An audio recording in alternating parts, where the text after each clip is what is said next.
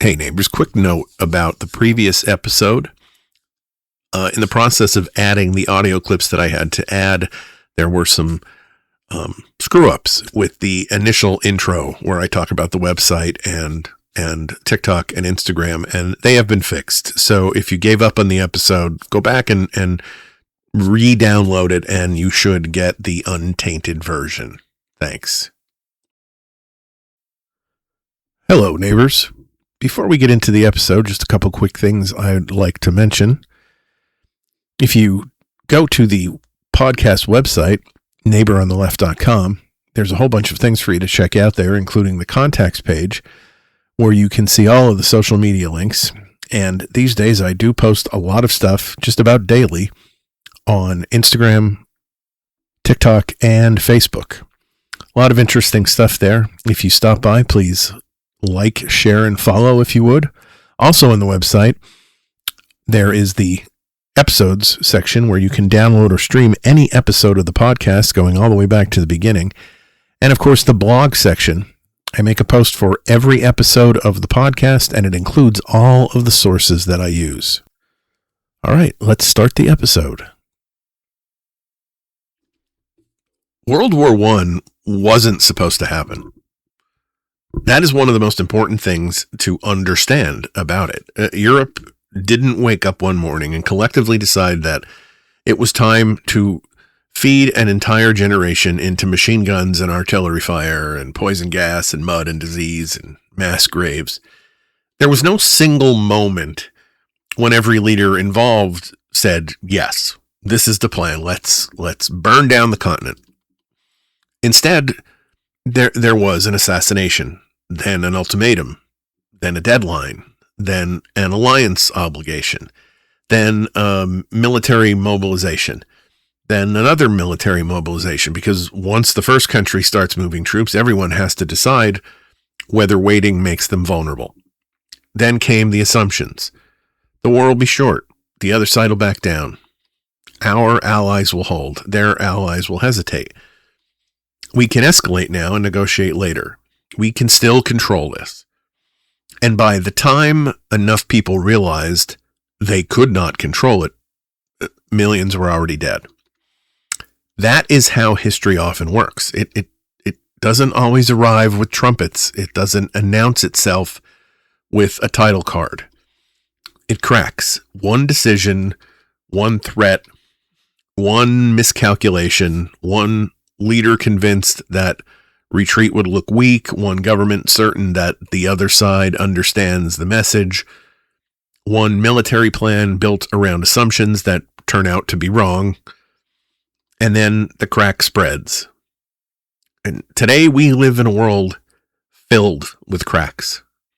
A major war in Ukraine, war involving Iran and Israel, tensions between China and Taiwan, North Korea, proxy armies, nuclear weapons, cyber attacks capable of striking water systems, power grids, hospitals, banks, communications, without a single soldier crossing a border.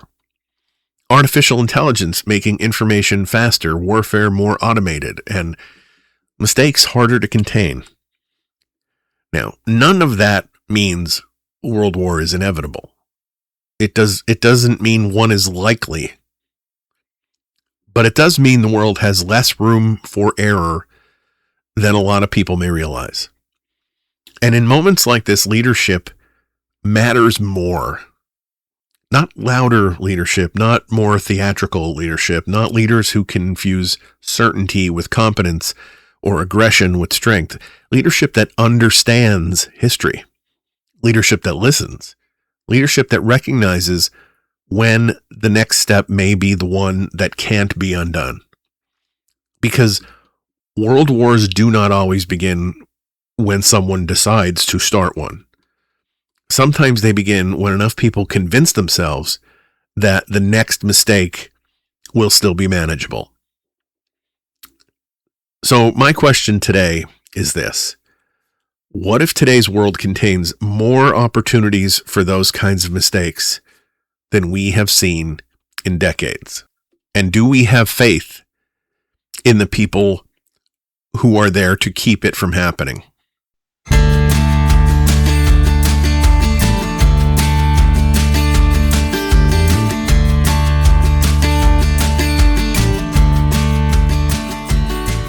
Politics, human decency, and life on the blue side of America's ideological divide. My name is Don Spielis, and I am your host. And today's episode is not about predicting World War II. It is not a doomsday episode. It's not an exercise in fear-mongering. In fact, if that's where you think we're headed today, let me put your mind at ease. That is not where we're going. What we are going to do is ask a question that I think is every bit as important. What kind of leadership should we expect when the world becomes more dangerous? Because here's the thing, whether you're a Democrat or a Republican or an independent or however you classify yourself, someone who's just completely exhausted by politics, eventually somebody is going to be sitting in the Situation Room when a crisis turns into something bigger. Eventually, somebody's going to have to decide whether intelligence is credible and whether military response is necessary, whether a threat should be believed, whether diplomacy still has a chance, whether one more escalation is worth the risk. Those decisions don't happen in a vacuum. They happen in real time. Often with incomplete information, often under enormous pressure. And history tells us something that's both fascinating and unsettling. The moments that change the world rarely look historic while you're living through them. Most of the people who stumbled into history had no idea they were doing it. They thought they had one more move, or one more warning, or one more negotiation, or another chance to get things under control. So today we're going to look at why historians and diplomats and military leaders and intelligence experts spend so much time studying those moments. We're going to look at what history teaches us about how great wars actually began. We're going to talk about why today's geopolitical landscape has so many experienced observers concerned. And then I'm going to explain why, based on Donald Trump's public conduct, his approach to foreign policy, and Pete Hegseth's public philosophy of military leadership, I have reached a conclusion. Not that a wider war is inevitable, but that these are precisely the wrong men to be leading the United States at a moment when the margin for error may be smaller than it's been in decades. Now, you may agree with me, you may not. That's fine. My goal tonight isn't to hide where I stand. It's to show you how I got there. So let's start with the world we actually live in and why so many people who spend their lives studying these issues believe this is one of the most volatile periods since the end of the Cold War. One of the things that frustrates me most about modern political conversation is that everything has to be either a 5-alarm fire or no fire at all.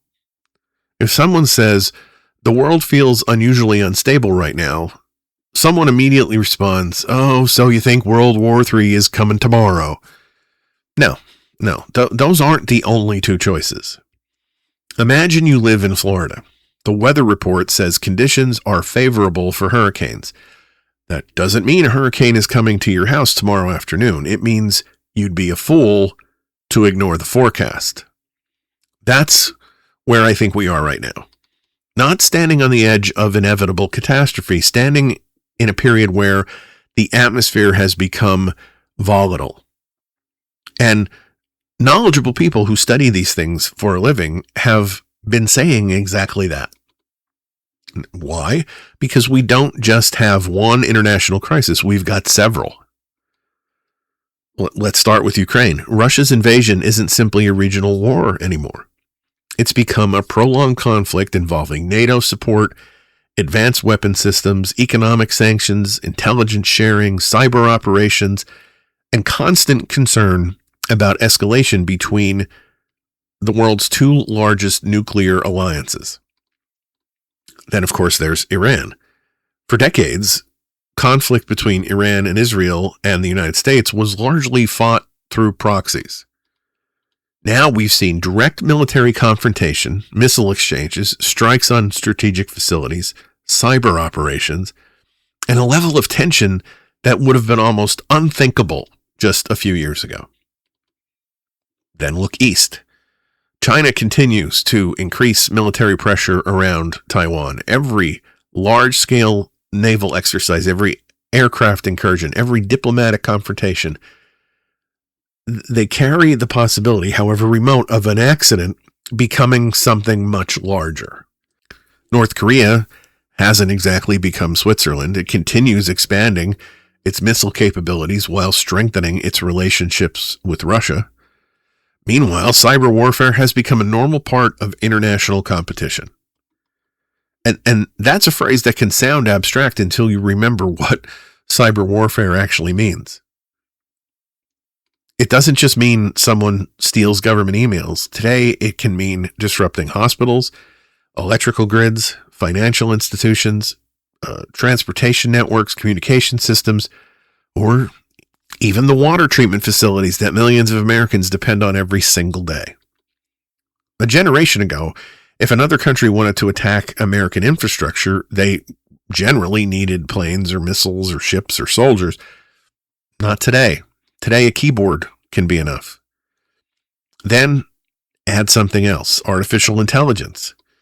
And not because I'm saying AI is going to become Skynet. That's a Hollywood movie. What concerns security experts is something a lot more practical. AI accelerates everything. Information spreads faster. Disinformation spreads faster. Deepfakes become harder to recognize. Cyber attacks become more sophisticated. Military decision-making speeds up. And when decisions happen faster, there's often less time to realize someone just made a terrible mistake. Now, let me be clear. None of those situations automatically lead to a world war. None of them. Ukraine doesn't guarantee it. Iran doesn't guarantee it. The Taiwan situation doesn't guarantee it. North Korea doesn't guarantee it. And even taken together, they don't make a global conflict inevitable. What concerns experts isn't any one crisis. It's that they're all happening at the same time. Think about the weather again. One thunderstorm, it's not a big deal. 5 thunderstorm systems moving towards each other. Now meteorologists start paying closer attention, not because they know exactly what will happen, because they know the number of possible outcomes just increased dramatically. That is where we are. Multiple conflicts, multiple nuclear powers, multiple cyber campaigns, multiple proxy wars, multiple economies connected by global shipping lanes, multiple leaders trying to project strength while simultaneously avoiding appearing weak. The room for error is shrinking. And here's where I think many Americans accidentally misunderstand what historians and foreign policy experts are trying to say. They are not saying the next world war is coming. They are saying something much more subtle. They are saying the conditions under which catastrophic mistakes become possible are more common today than they have been in a very long time. And that is an important distinction. If history teaches us anything, it's that the most dangerous moments rarely begin when everyone recognizes how dangerous they are. They begin when everyone believes they still have one more move left. And that's exactly what history has to teach us. When people hear the phrase World War, they tend to picture something enormous arriving all at once. Declarations and invasions and armies crossing borders and governments announcing that history has changed. But that is rarely how it feels at the beginning. At the beginning, it feels manageable, temporary, necessary, limited. And World War I is the clearest example. The assassination of Archduke Franz Ferdinand did not automatically require a global war. It created a crisis. Austria-Hungary blamed Serbia. Germany backed Austria-Hungary. Then Russia felt obligated to protect Serbia. France was tied to Russia. Germany feared being trapped between Russia and France. Britain had commitments of its own and an interest in preventing any one power from dominating Europe. One country mobilized, then another. And in that era, mobilization was not simply a military precaution. Once millions of troops began moving by rail, according to rigid schedules, stopping the process became extraordinarily difficult. Every government began interpreting the actions of every other government through the worst possible lens. If we wait, they may strike first. If we compromise, we may look weak. If we abandon an ally, no one will trust us again. If we don't respond now, it may be too late later. Each decision narrowed the available choices. And that is one of the most dangerous features of escalation. The next step may not feel enormous while you're taking it, but it can make every later step harder to avoid. Nobody had to sit around a table and vote yay or nay for a world war. They only had to keep making decisions that made peace less and less likely. And that's why history matters. And I want to pause here because we often talk about history as though it's some decorative subject, something students memorize because adults have decided they should, and they should know the names of the dead kings and the old battles. History is not a decoration. It is preparation. People who know history understand that generational crises are seldom unprecedented. The players change, the maps change, the weapons change, but fear and pride and ambition and miscalculation have been remarkably consistent for thousands of years. That is the real value of history in this particular context. Not that it tells us exactly what will happen next. It doesn't. It can't. History does not repeat itself like a photocopier, but it does preserve patterns. It shows us what human beings do when they feel cornered, what leaders do when they fear humiliation, what governments do when they confuse caution with weakness, what nations do when patriotism becomes inseparable from pride, and what happens when everyone assumes the other side will blink first. This is also why the current effort to sanitize and censor and politicize or selectively rewrite history is so dangerous. History is not valuable because it always makes us proud. It's valuable because it warns us. If the only history we teach is a parade of national triumphs and heroic leaders and comforting myths, then we're not preparing people to recognize danger. We are teaching them that danger always comes from somebody else, that our side is always rational, our leaders are always reluctant, that our wars are always unavoidable. I mean, that's not education. That's anesthesia. A nation that edits out its mistakes is not educating its children. It's disarming them. Because if you don't understand how propaganda works, you will not recognize it when it arrives wearing your flag. If you don't understand how democracies weaken, you may mistake the warning signs for ordinary politics. If you don't understand how wars expand, you may applaud every escalation right up until the moment you realize no one knows how to stop. Now, history gives us examples of catastrophe, but it also gives us examples of catastrophe narrowly avoided. Take the Cuban Missile Crisis. In October of 1962, the United States discovered Soviet nuclear missiles in Cuba. For 13 days, the world moved frighteningly close to a nuclear war.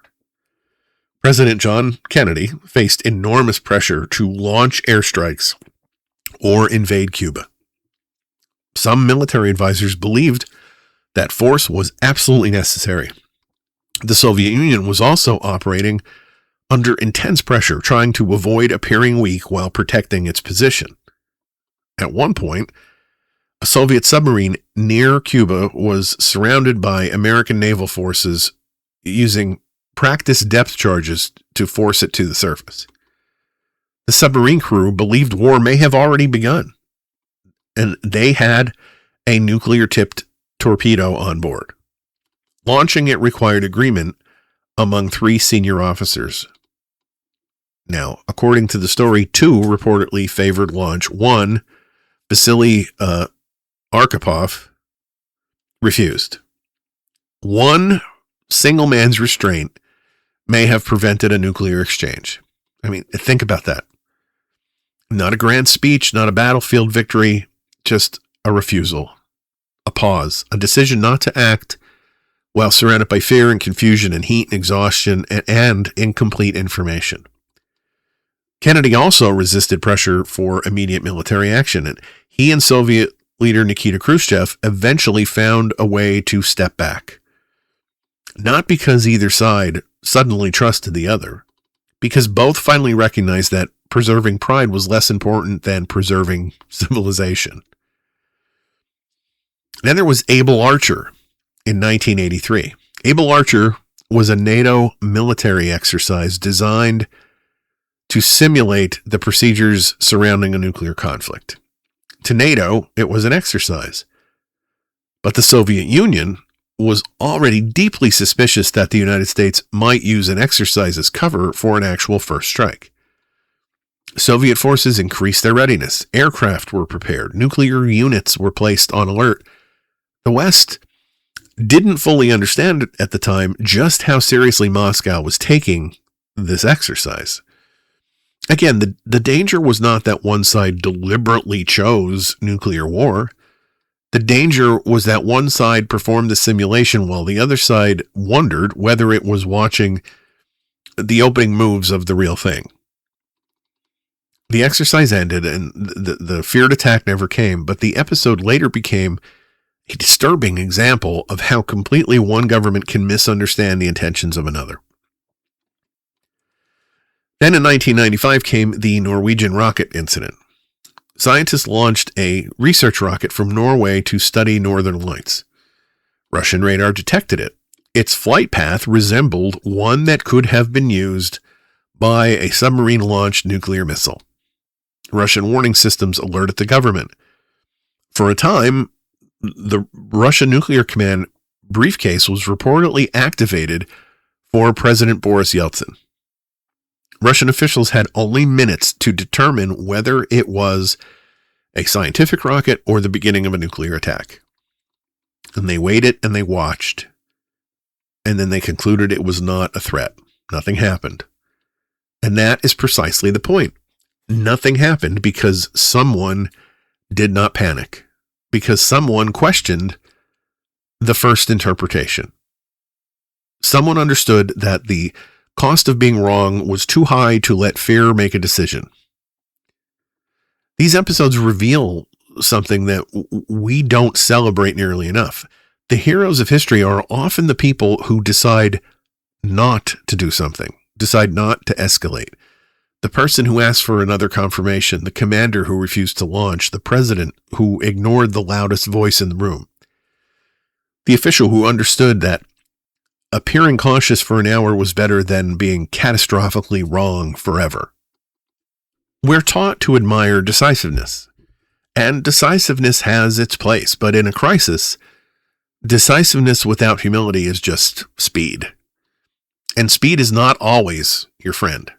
Sometimes the most important question a leader can ask isn't how do we respond, it's are we sure we understand what just happened? That question matters even more today because previous generations did not have modern cyber warfare. They did not have attacks that could shut down infrastructure while concealing who launched them. They didn't have artificial intelligence creating convincing false audio or video or military information at extraordinary speed. They did not have presidents communicating policy through social media, while generals and diplomats and allies and adversaries and markets all tried to determine which statement represented the actual position of the United States. The old dangers are still there, fear and pride and miscommunication and miscalculation, but now they move much faster. And that brings us to Iran, because Iran is not the entire story. Iran is the example. Everything we've talked about so far has been history. So now let's bring it into the present. Over the past several months,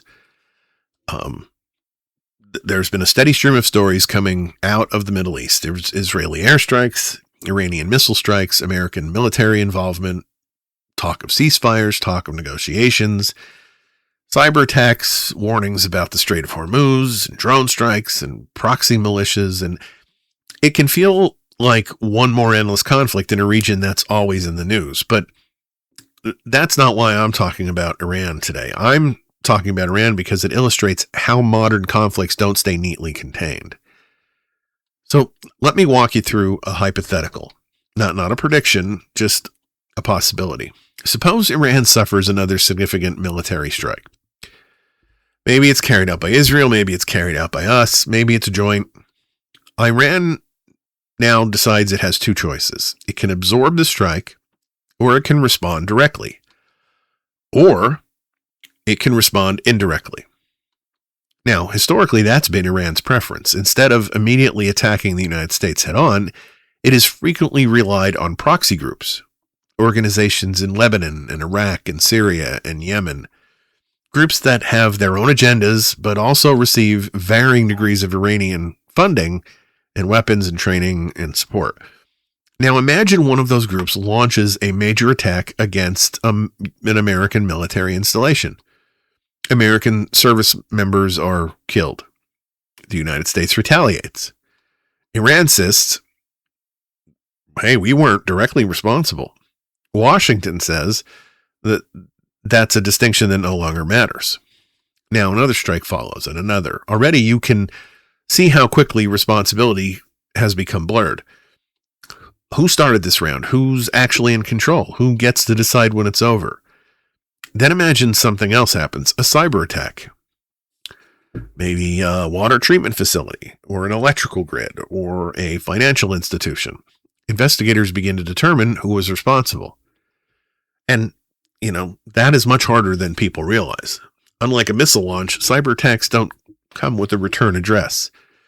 Attribution can take time. Evidence has to be gathered. Intelligence has to be evaluated. Analysts have to determine whether they're looking at a criminal organization or an independent hacker or a patriotic volunteer or a foreign government. Now imagine political leaders don't wait. One side publicly blames Iran. Another dismisses the possibility.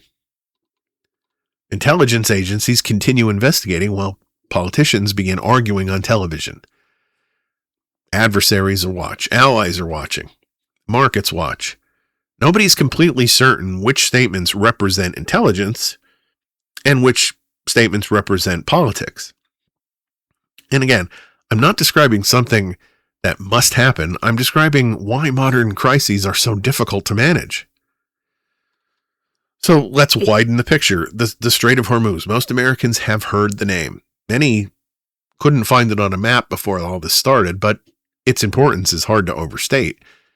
It's one of the most strategically important shipping lanes in the world. A substantial share of globally traded oil passes through that narrow stretch of water. If commercial shipping becomes unsafe, insurance rates rise and oil prices climb and transportation costs increase. Markets react. Countries dependent on imported energy begin making their own calculations. Military forces reposition to protect shipping. Additional naval vessels enter an already crowded region. Now there's more aircraft and more ships and more drones and more radar and more opportunities for accidents.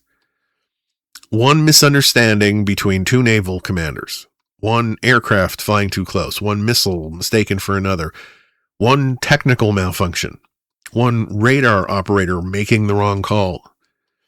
History tells us that these are not impossible scenarios.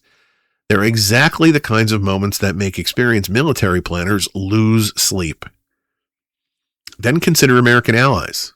The United States has treaty obligations around the world. Those alliances are one of America's greatest strategic strengths, but they also create responsibilities. If an ally is attacked, America may be expected to respond. If America responds, other nations may react to that response. It's not a flaw in alliances. It's simply the reality that partnerships create shared risks as well as shared security. Now imagine all of this happening while another crisis is unfolding somewhere else. China increases pressure on Taiwan. Russia intensifies operations in Ukraine. North Korea conducts another missile test. None of these events necessarily have anything to do with another, but they all compete for attention. Military assets, diplomatic bandwidth, intelligence resources, political focus. And that's really the point. The nightmare scenario isn't that one conflict suddenly becomes a world war overnight. The nightmare scenario is that several separate crises begin interacting with one another until leaders find themselves making decisions they never expected to face simultaneously. History has a phrase for that: a cascading crisis. One event creates another, which creates another, which limits the available choices for everyone involved. Eventually, leaders stop making the decisions they wanted to make. They're making the decisions the previous crisis left them. And this is why I keep saying that Iran isn't really the story. It's just simply today's example. Because 20 years from now, the names may be different, the countries may be different, technology will almost certainly be different, but the pattern will probably look familiar. Regional conflict, conflicting intelligence, economic consequences, alliance obligations, political pressure, public demands for strength, leaders trying to project confidence, nobody wanting to appear weak, everyone believing they can manage just one more escalation. History has seen that movie before. Which brings us to the question I've been building toward since I started here. If history teaches us that dangerous moments are often defined by uncertainty, if today's world leaves less room for error than it did a generation ago, then what qualities should we demand from the people responsible for making those decisions? Because this is where my concerns stop being theoretical. This is where they become deeply personal. Let's talk about the people currently sitting in the cockpit. What qualities should we want from those people? Not in theory, right now, in this world, with these conflicts, with these weapons, with cyber attacks and nuclear arsenals and proxy forces and crowded shipping lanes and contradictory intelligence and decisions that may have to be made before anyone knows the entire story. I would want humility. I would want curiosity. I would want emotional discipline.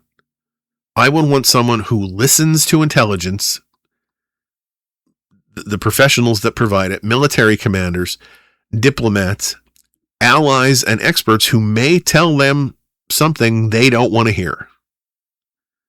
I would want someone capable of saying, wait, check that again. What might we be missing? How will the other side interpret this? What happens after we strike? What happens if they don't back down? What happens if all of our assumptions are wrong? And I want to be completely honest with you. Based on everything I have watched and seen and heard and read from Donald Trump and Pete Hegseth, I firmly believe they are grossly ill-suited for this moment. Not merely imperfect, not simply people with whom I have political disagreements, grossly ill-suited. Because nearly every quality history tells us becomes essential during moments of instability is a quality these two men appear to regard as weakness. Humility is weakness, caution, doubt, diplomacy, all considered weakness. Diplomacy is only useful if Trump can present it as the other side crawling to him. Changing course is only acceptable if the reversal can be marketed as proof that the original plan was brilliant all along. Now, Supporters of Donald Trump will make an argument here, and I guess it deserves to be addressed fairly. They will say his unpredictability is intentional. They will say adversaries should never be completely certain what an American president is willing to do. And there is some strategic logic behind that. Richard Nixon was associated with what became known as the madman theory.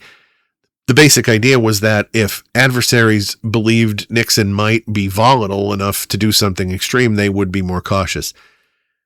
Make the other side wonder whether you're crazy enough to push the button, and maybe it will think twice before testing you. Trump clearly likes some version of that approach. He threatens overwhelming force, he issues deadlines, he announces final chances, he talks about devastating consequences, and then he backs off. He pivots towards negotiations. Then he threatens again. As recently as this week, Trump described negotiations with Iran as its last opportunity to avoid further escalation, while also threatening what he called decapitation if an agreement was not reached. Iran, meanwhile, publicly disputed Trump's account that direct negotiations were underway at all. His defenders look at that and see calculated uncertainty. I have a hard time doing that. When I look at the loose cannon behavior of Trump in every other facet of his rhetoric and political life, I have little faith that this is calculated. I can't prove that it's not, but even if every reversal is intentional, even if every threat and retreat is part of an elaborate plan, I still believe it's a terrible strategy. Because deterrence is not simply making the other side afraid that you're crazy. Deterrence means making the other side understand what will happen if it takes a particular action. There has to be enough clarity for the adversary to recognize the boundary. Do this and we respond. Do not do this and we do not respond. Cross the line and here are the consequences. Stay behind it and escalation can be avoided. If the line keeps moving, if every warning is the final warning, if every deadline becomes just another deadline, if military threats are followed by claims of imminent peace talks that the other country says aren't happening, eventually the other side may stop treating presidential statements as policy and just start regarding them as nonsense. They're just noise, something to monitor, but not necessarily something to believe. It creates the whole boy who cried wolf problem, except this boy has aircraft carriers and nuclear weapons. The danger is not merely that Iran or China or Russia or North Korea or anyone else may stop believing Trump. The danger is that they may stop knowing when to believe him. They may dismiss a genuine warning because they have heard too many supposedly final warnings before. Or they may decide that America's decision-making has become so unbelievably unstable that they just need to act first. That is not reliable deterrence. That is international roulette. And here's another problem. Trump does not merely inject uncertainty into minds of adversaries. He injects it into the minds of allies, military commanders and diplomats and markets, the American public, at least a good portion of it, sometimes even his own administration. Foreign policy cannot simply be whatever Donald Trump said most recently. The world has to know what the United States actually intends to do. Consider his response to the cyber attacks against Minnesota's water systems. Federal investigators had not made a formal public attribution, and that matters. We should not pretend that the case has been conclusively established. But the FBI, CISA, and cybersecurity experts were reportedly examining possible Iranian involvement based partly on previously identified Iranian threats and known patterns of attacks against critical infrastructure. Now, Trump didn't respond by saying we're investigating. We are considering all possibilities. We will follow the intelligence wherever it leads. No. He blamed Minnesota and Governor Tim Walz. And he offered no evidence for that conclusion, which is sort of beside the point, because regardless of who hacked them, somebody hacked them. You may say Minnesota's whatever defenses or infrastructure was too weak or whatever, but someone hacked them. And instead of dealing with the intelligence about who hacked them, it was immediately made political. But Trump's conclusion appeared to arrive before the investigation's conclusion and was bordering on nonsensical. And that concerns me. When confronted with uncertainty, his first instinct appeared to be turning a national security incident into a political attack. He processes inconvenient information. Does the information serve the story he wants to tell? Does it make him look strong? Does it embarrass a Democratic governor, which is always a priority? Does it complicate negotiations Trump wants to portray as being very successful? Does acknowledging it force him to admit that events may not be as controlled as he claims? I mean, I can't prove what is happening inside his head. I can only judge the pattern he repeatedly displays. And in my opinion, Donald Trump approaches foreign policy as personal branding. Threats become proof of strength. Negotiations become proof of genius. Reversals become flexibility. Failures become somebody else's fault. Unfavorable intelligence becomes suspicious character. And maybe that's effective when you're talking about a political campaign. It's terrifying when you're talking about the operating system for a nuclear power. I'm sorry, but the world does not reorganize itself around one man's need to look cool. Iran gets a vote, China gets a vote, Russia gets a vote, allies get a vote, military commanders make decisions. Cyber actors make decisions, markets react, people misunderstand, machines malfunction, and history doesn't care whether the president can spin the outcome afterward. And then there's Pete Hegseth. And Hegseth represents something related but different. Trump is consumed with the performance of personal dominance. Hegseth appears consumed with the identity of the warrior. Restoring the warrior ethos has not been a stray phrase in his public rhetoric. It's been one of the organizing ideas of his tenure at the Defense Department. He has repeatedly described restoring that ethos, rebuilding the military, reestablishing deterrence as central priorities. In an official Pentagon town hall, he described the department's job in terms of defeating, destroying, and demoralizing America's enemies. Now, the United States military obviously needs warriors. That's not controversial. Soldiers, sailors, Marines, airmen, guardians, and special operators may be asked to do extraordinary and horrifying things on behalf of the country. They need discipline and courage, and training and cohesion and readiness, and when necessary, the ability to fight effectively. But the Secretary of Defense is not simply the nation's head warrior. He's not the Pentagon's motivational speaker. He's not there to slap the word lethality onto everything and make war sound like a protein supplement. His responsibility is different. A warrior may be trained to win the fight in front of him. A Secretary of Defense must ask whether that fight should happen at all. A warrior may be responsible for taking a hill. A Secretary of Defense must understand whether taking that hill serves any meaningful strategic purpose. A warrior needs courage under fire. A Secretary of Defense needs the courage to walk into the Oval Office and tell the president no when it's appropriate. No, that strike will not accomplish what you think it will. No, we cannot guarantee the other side will back down. Haven't got a plan for the day after. No, this may feel strong today and leave America weaker tomorrow. The most valuable Secretary of Defense may be the one whose greatest accomplishments are the wars that never happened. And nothing about Hegseth's public persona gives me confidence that he understands that at all, let alone with the seriousness it deserves. He appears far more interested in projecting the identity of a warrior than demonstrating the temperament of a strategist. The martial symbolism, the chest-thumping language, the cultural combativeness, the constant obsession with proving that the military has become tough again.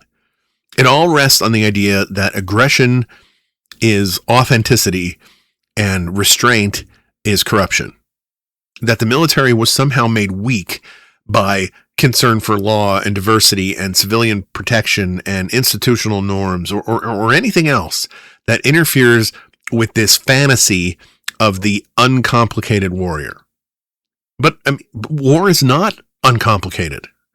War is logistics and intelligence and diplomacy and alliances and supply lines and civilian casualties, economic consequences, legal restraints, competing objectives, unreliable partners, adversaries who adapt, and endings that almost never look the way political leaders promised they would at the beginning. Hegseth's Christian nationalism makes this even more troubling for me, because when military power becomes attached to a civilizational story, when America is portrayed not simply as a country with strategic interests, but as the instrument of a particular religious and cultural destiny, conflicts become more than conflicts. They become moral crusades. Opponents aren't just adversaries, they're enemies of a supposedly righteous order. And compromise isn't a strategy anymore. Now it's a betrayal. That worldview frequently travels alongside a definition of real America that is overwhelmingly white, Christian, culturally conservative, masculine, and suspicious of anyone who falls outside those lines. That is what I mean when I describe its undertones as racist adjacent. Not that every invocation of faith is racist, certainly not. Not that every discussion of military culture is racist, absolutely not. But when faith, masculinity, national identity, whiteness, and military power are repeatedly bundled together into one idealized American identity, the people excluded from that identity are not excluded accidentally. And I don't want anyone viewing global conflict through the lens of a religious destiny or a cultural purification.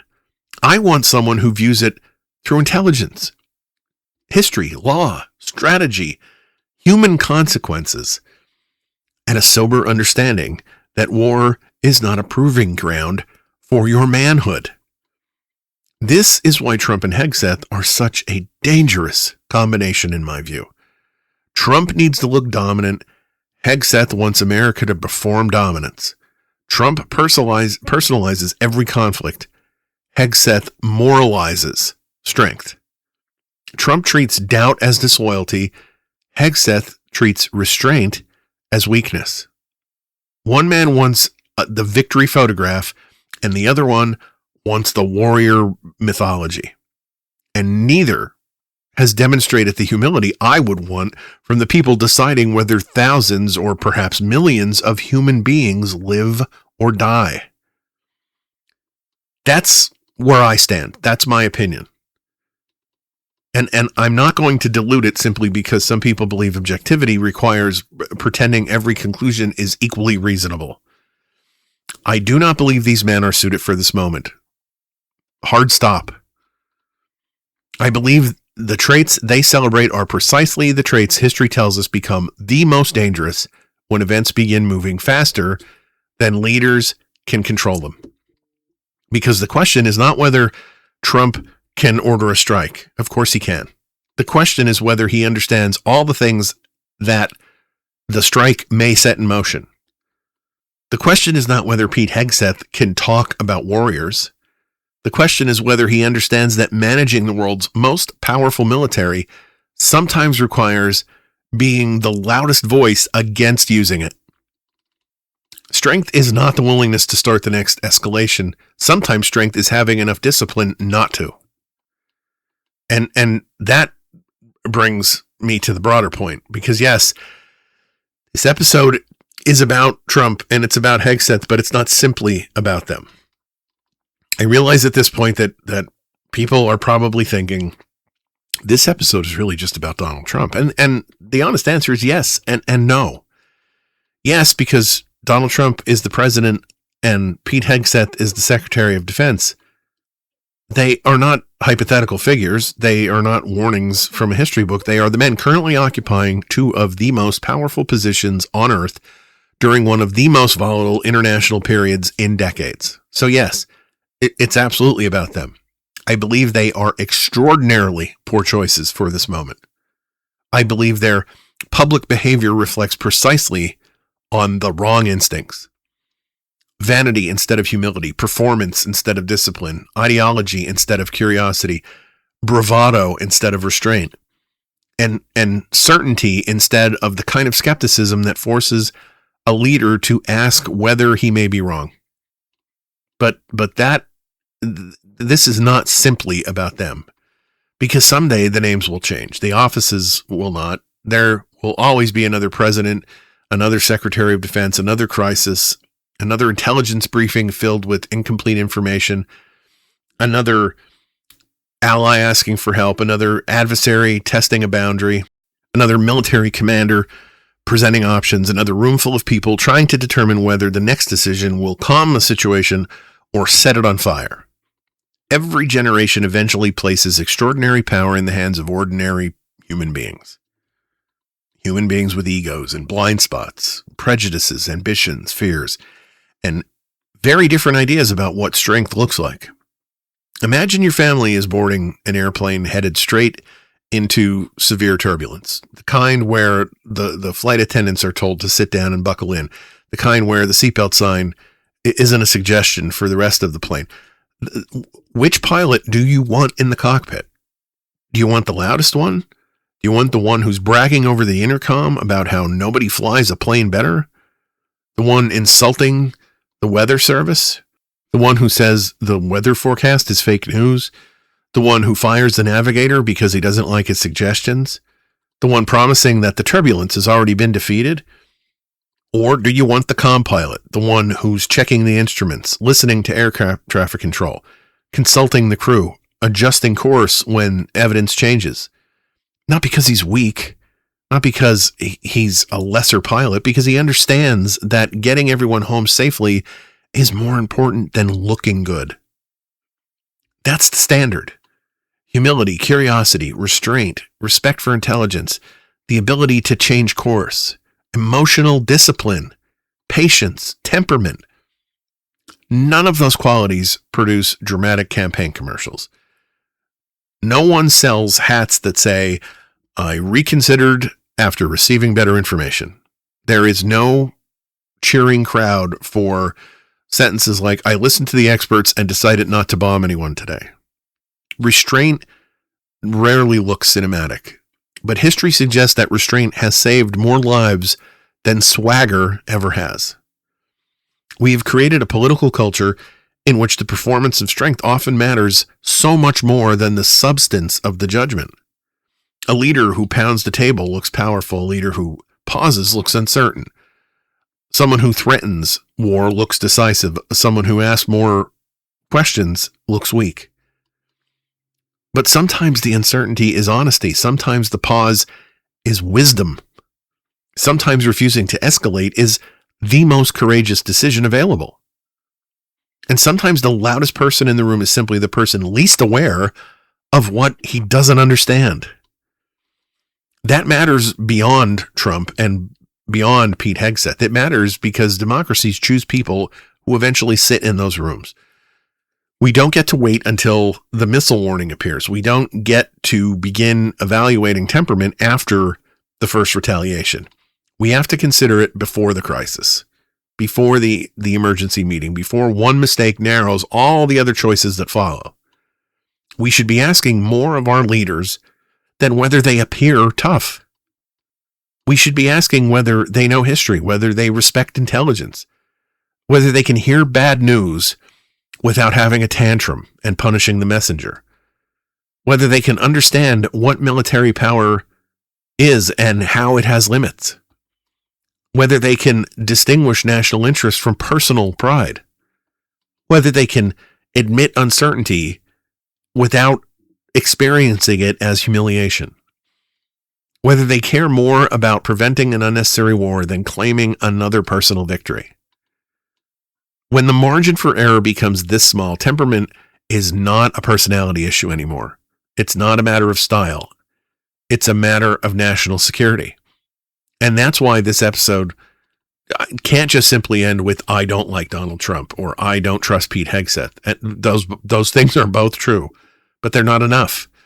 The larger argument is that the qualities these men publicly celebrate are exactly the qualities that become most dangerous when history begins to crack.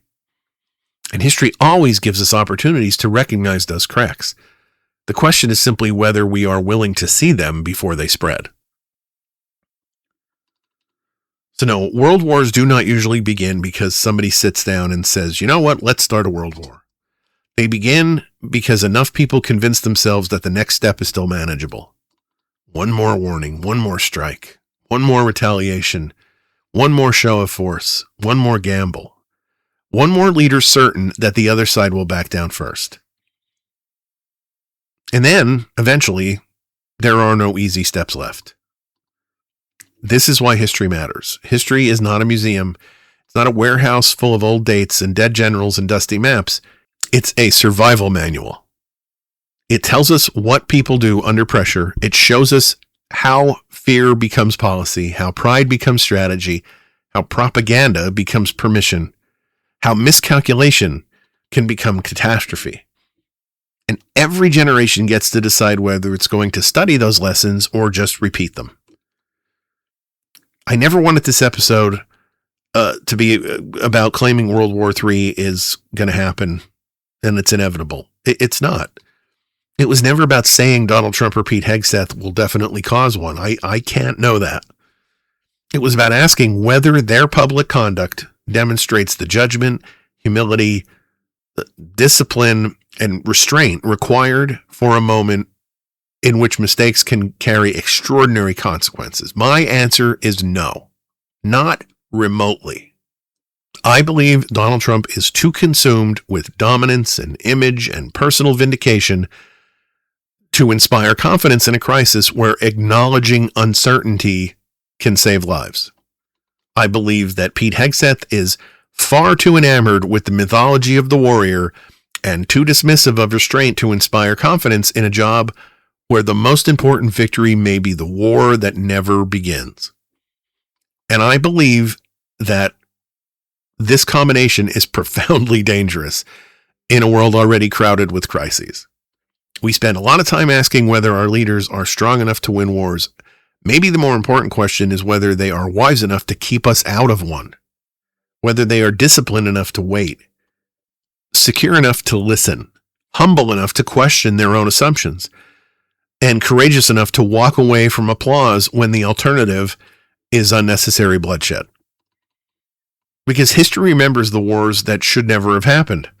It remembers the cities destroyed and the families broken and the lives consumed by decisions that were made in rooms far from the people who had to pay the price. What history remembers less are all the moments when someone could have stopped it.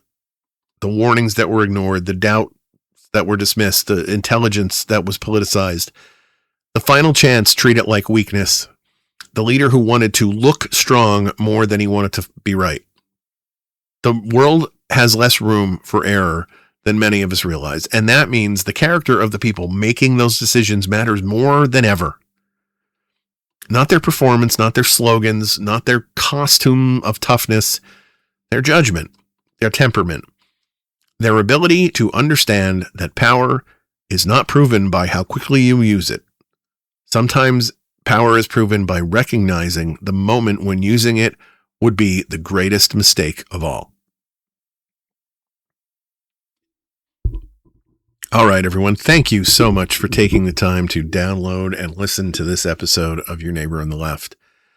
I would love to hear what you think about today's episode, what your thoughts are on this. Do you disagree with my opinion? Do you agree with it?